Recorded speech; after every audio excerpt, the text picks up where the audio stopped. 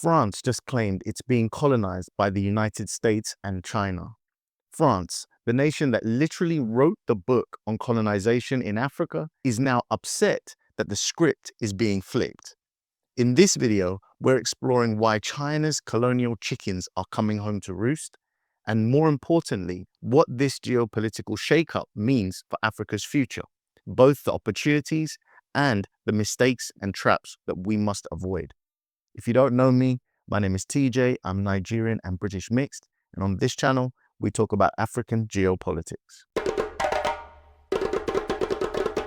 So a man named Nicolas Dufourcq, head of France's state investment bank, BPI France, recently declared that Europe is being industrially colonized by China and digitally colonized by the United States. The irony is glaring. France, which continues to extract Africa's wealth, enforce the CFA franc, and maintain troops across the continent, now claims victimhood because its own industries and digital systems are dominated by outsiders. For Africans, this isn't just irony, it's a lesson. Europe is aging, its demographics are shrinking, and the policies unsustainable. Europe no longer leads in innovation. It has no global tech giants, no dominant platforms, no search engines or digital infrastructure of its own. The giants like Google, Facebook, TikTok, Alibaba are all American or Asian.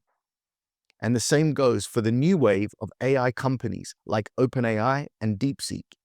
Europe turned itself into a service economy, dependent on resource extraction abroad, neglecting its domestic industries. Even German manufacturing, once Europe's pride, is in decline, and France never even had that reputation at all.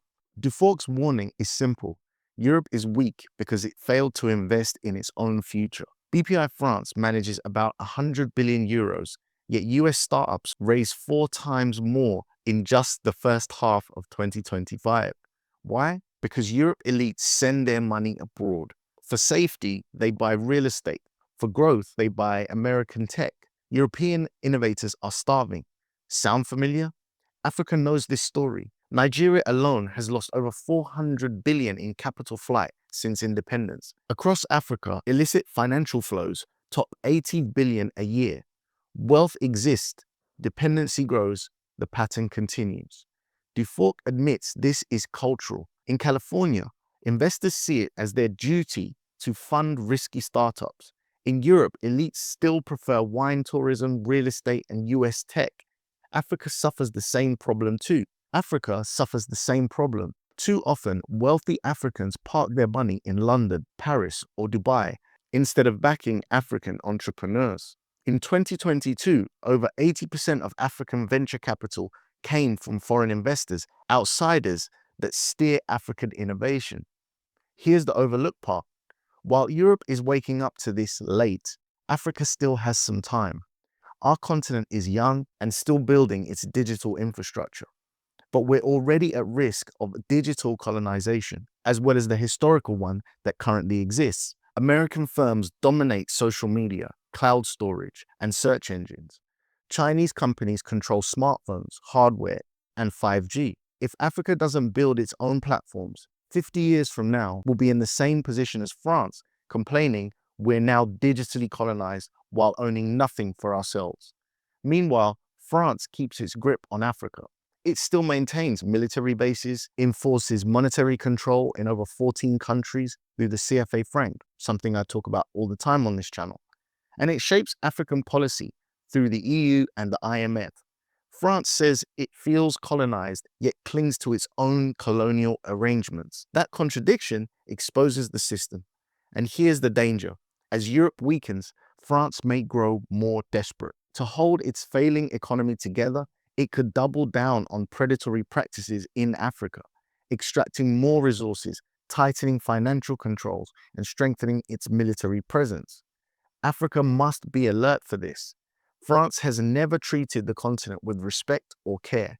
If anything, vulnerability may make it more aggressive, so Africa must prepare to defend itself now. And this connects directly to the wider trade politics. Take the recent EU-US trade agreement, sold as a massive win with promises for huge EU purchases of American goods and energy.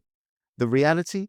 It's shaky, politically driven, and faces resistance across Europe. Worse, it risks breaching World Trade Organization rules, giving the US preferential treatment not extended to other members. It's looking like it was all political theater.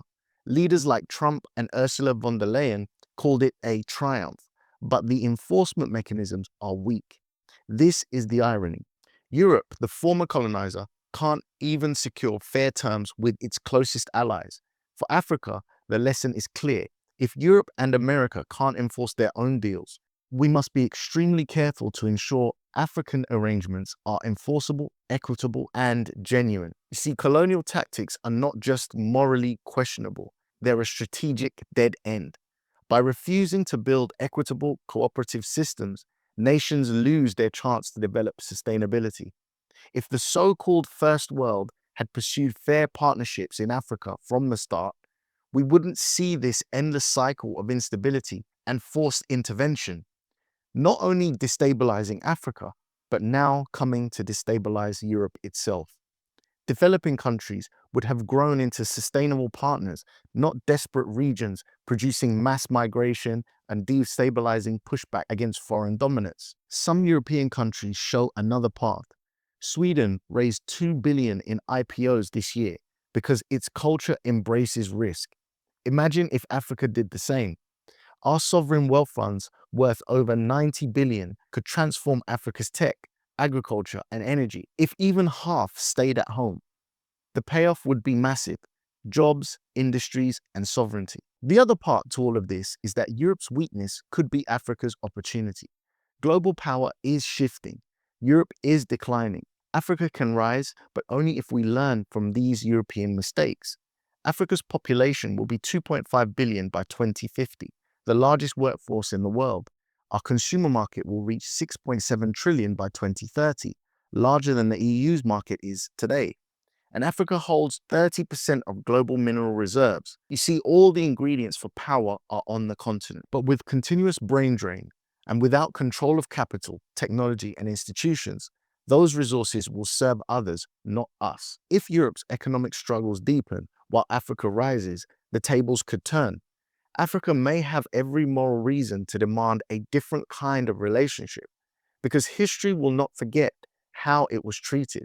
That possibility alone should push Africa to unite and secure sovereignty. The bigger picture is clear.